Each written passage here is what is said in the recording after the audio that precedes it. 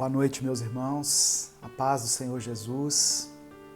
Pastor Edivaldo Oliveira, mais uma vez aqui. E eu quero convidar você para cultuar ao Senhor junto comigo. Amém?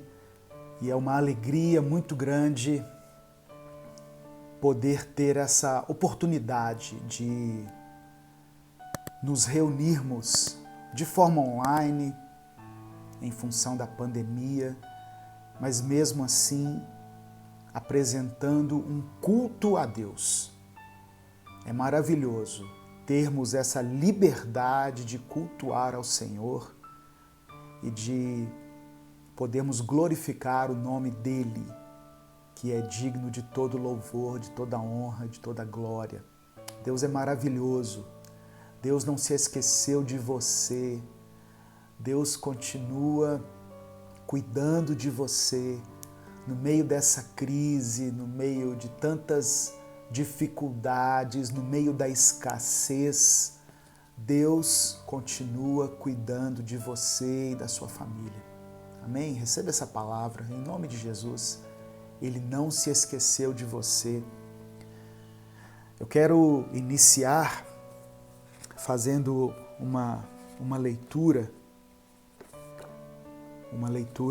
desse livro aqui, um capítulo desse livro, Recomece a Viver.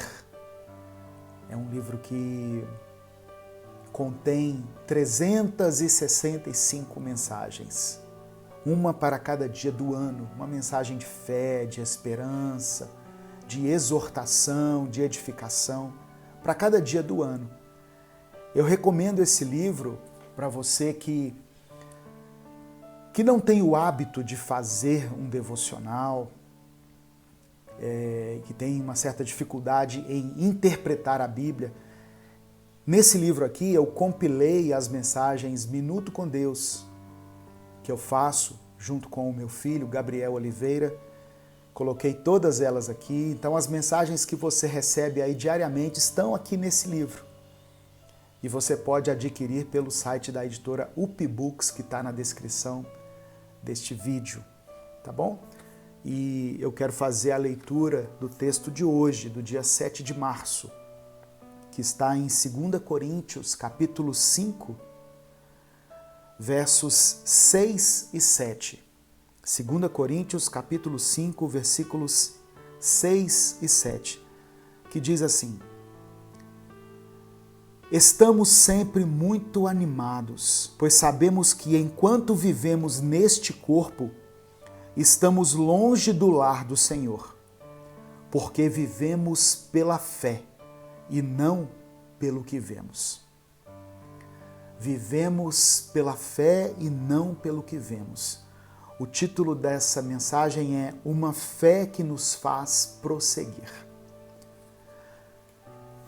Muitas coisas foram escritas sobre a fé na palavra de Deus. A carta aos Hebreus diz que a fé é a certeza daquilo que esperamos e a prova das coisas que não vemos. É importante termos fé, porque todos os dias somos desafiados em alguma área da nossa vida. As pessoas costumam falar e se apropriar da fé somente quando estão diante de grandes problemas, de crises que não acabam, de enfermidades ou de tempestades que nos atingem de forma repentina. Tudo isso requer que tenhamos fé, é verdade. Paulo escreveu aos Coríntios que havia neles uma motivação constante, mesmo que estivessem longe do lar celestial, pois a fé que eles tinham fazia com que tirassem os olhos das circunstâncias e continuassem acreditando em dias melhores. Muitas vezes a fé que você tem, muitas vezes a nossa fé, a fé que Deus nos deu, será o único combustível que nos fará prosseguir. Amém? É importante termos fé para alcançarmos grandes conquistas, mas a fé também está relacionada às pequenas coisas, as coisas cotidianas, as coisas do nosso dia a dia. Ela pode simplesmente nos dar força para levantarmos da cama, para começar um novo dia. Ela pode ser a motivação que nos impulsiona a irmos para o culto quando a gente não tem vontade, a continuar com a árdua tarefa de prosseguir com o nosso casamento. A fé pode nos ajudar a perseverar na faculdade, quando nós queremos trancar o nosso curso, quando nós queremos desistir do nosso curso. A fé que nós temos em Jesus, ela não somente nos remete à salvação e à vida eterna, mas por causa dessa certeza de que nós um dia iremos morar no céu, ela nos dá força para continuarmos prosseguindo na nossa caminhada. Aleluia! É só a gente imaginar Israel durante 40 anos no deserto.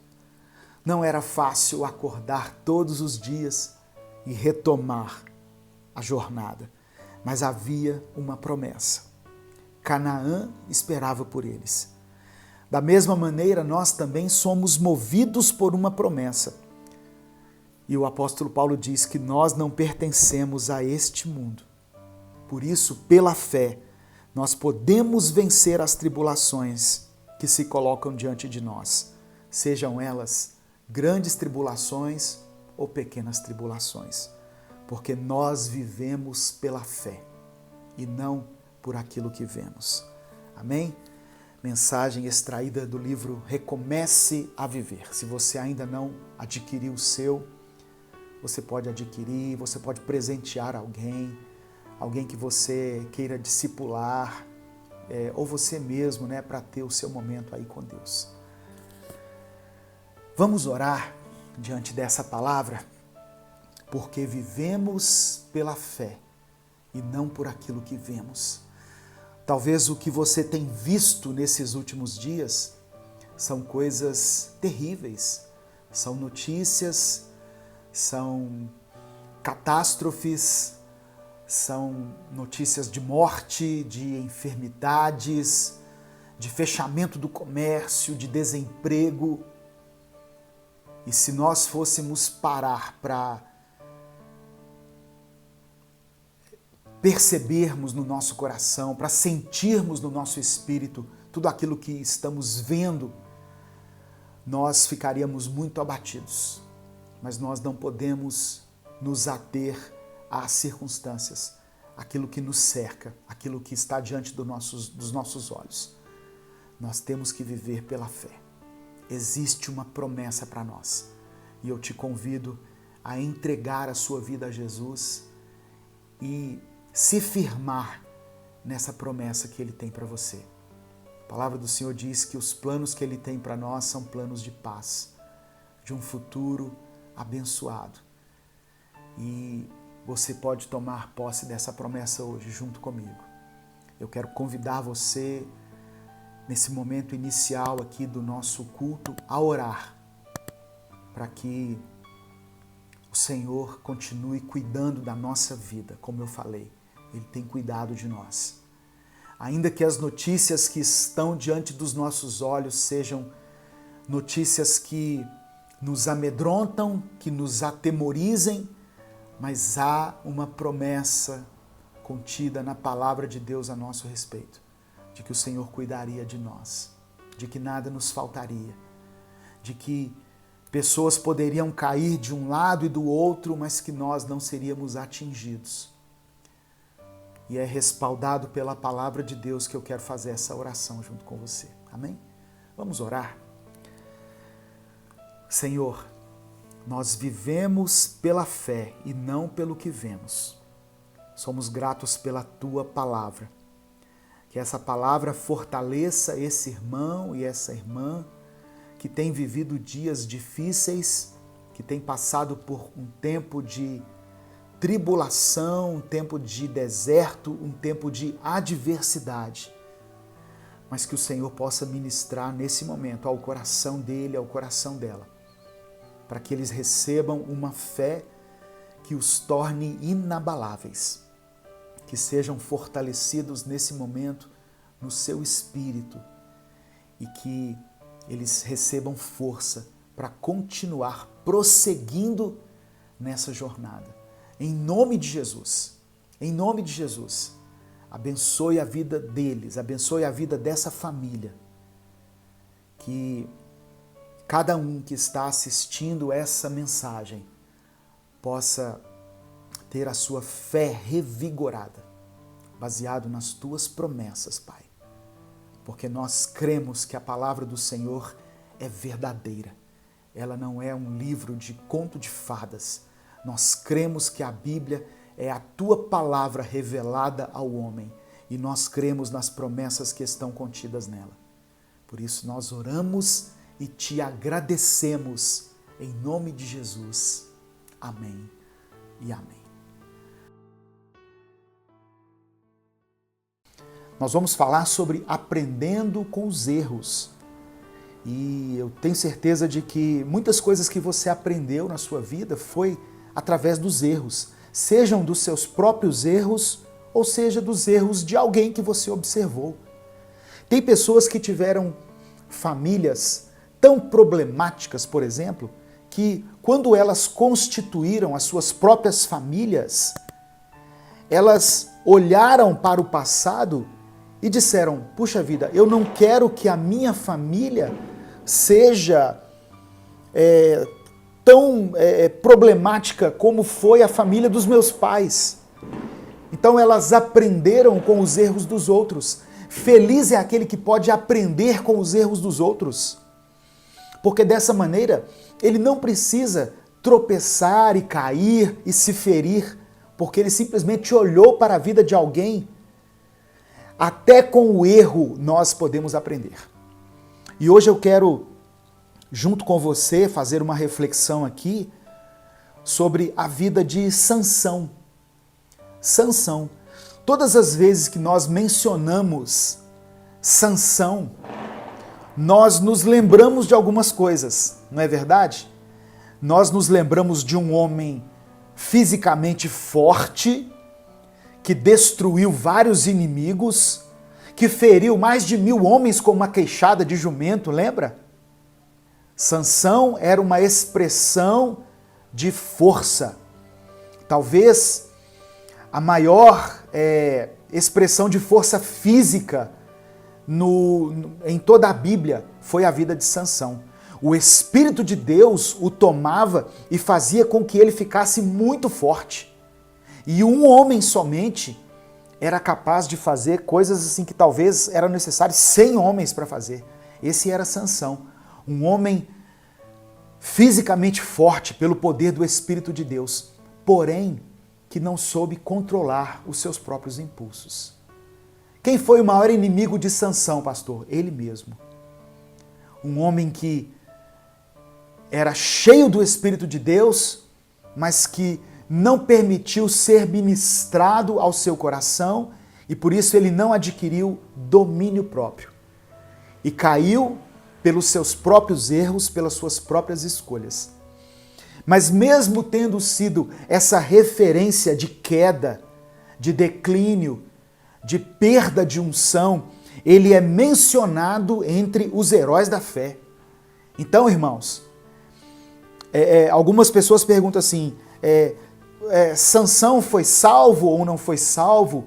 Eu entendo que ele foi salvo sim, porque ele não seria talvez mencionado aqui em Hebreus capítulo 11, nessa grande galeria dos heróis da fé. E ele é mencionado eu vou ler a partir do versículo 32 até o verso 34. Hebreus capítulo 11, do verso 32 ao verso 34.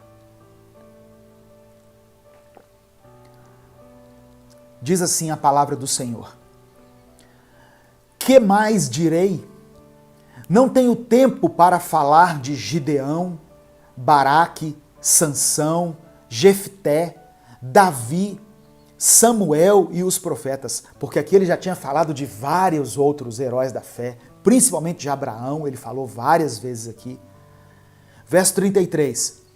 Os quais pela fé conquistaram reinos, praticaram a justiça, alcançaram o cumprimento das promessas, fecharam a boca de leões, apagaram o poder do fogo e escaparam do fio da espada. Da fraqueza tiraram força. Aqui pode ser Sansão. Da fraqueza tiraram força.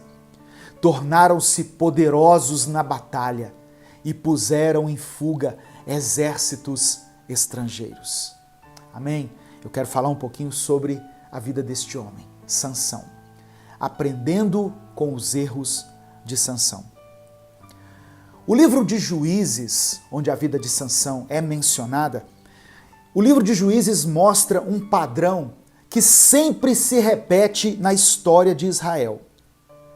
O povo se afasta de Deus, por causa desse afastamento, ele começa a ser oprimido pelos inimigos, aí depois se arrepende e experimenta então a libertação. Assim acontece conosco.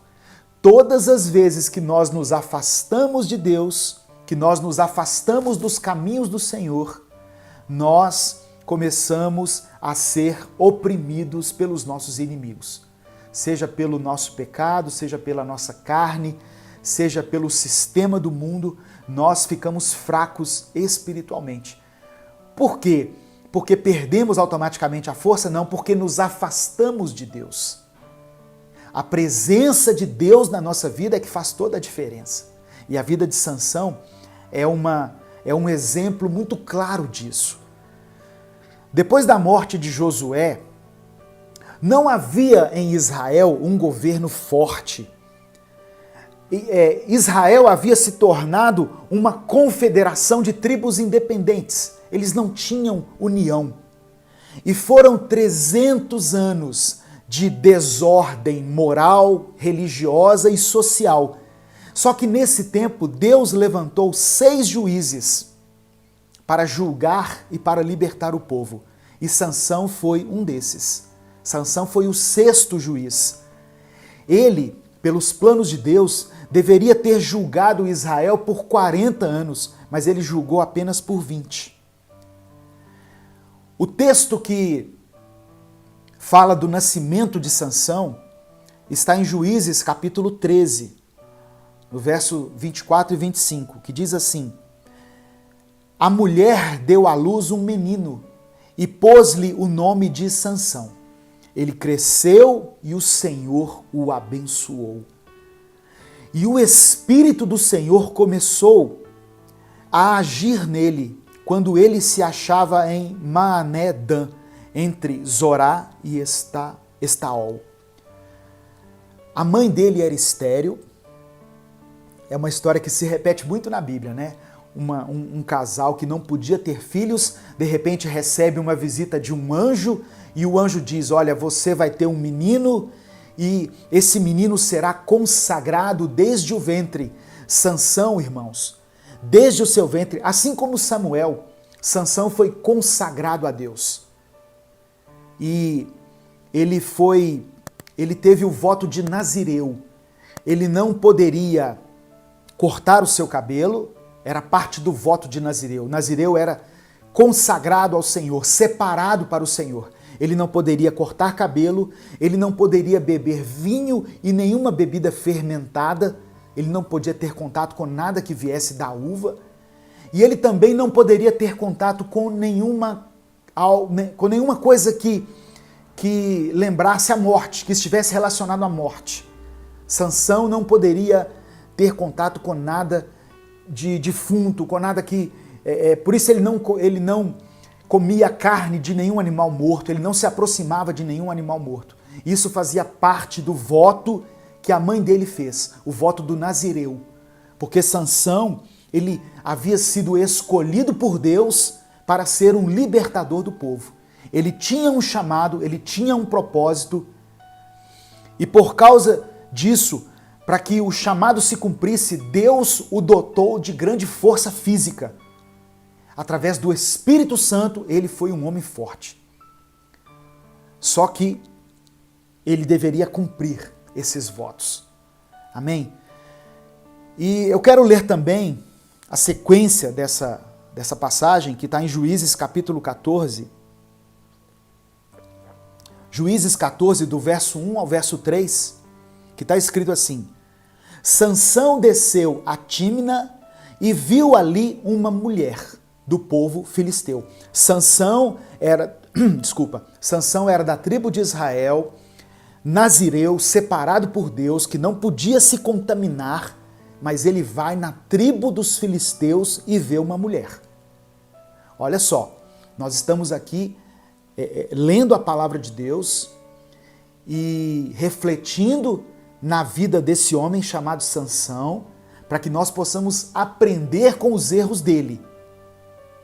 Porque se nós aprendermos, se nós conseguirmos entender o princípio da queda de Sansão, nós poderemos aplicar isso na nossa vida e evitar algumas coisas.